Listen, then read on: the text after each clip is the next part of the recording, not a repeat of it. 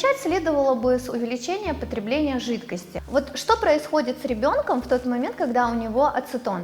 У него происходит сгущение крови и наполнение кровяного русла так называемыми токсинами.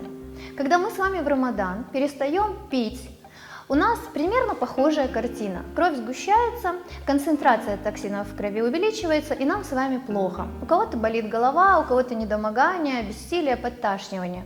Если вы уже за неделю до поста начнете потреблять 1,5-2 литра воды в день, ваша кровь будет более жидкой, из клеток быстрее выведутся токсины, и вам действительно станет намного легче поститься.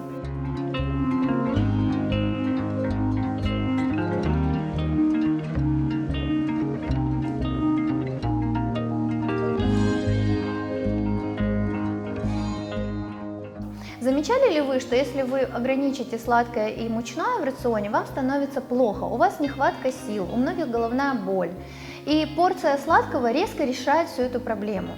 Ограничьте количество десертов и мучного, хотя бы сократите их в несколько раз, и вы заметите, что входить в пост вам намного легче.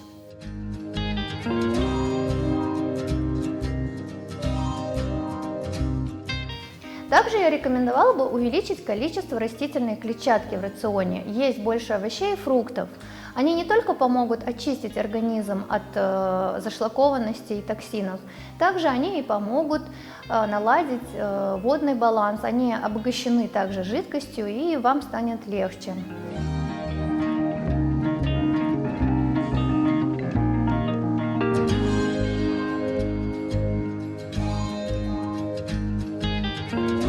Стоит нам не выпить бодрящую чашечку с утра, и нам весь день плохо. Попробуйте провести кофейный детокс. В те дни, когда вам можно заменить чем-то альтернативным, вам будет легче бороться с кофеинозависимостью, чем в первый день поста, когда ничего нельзя.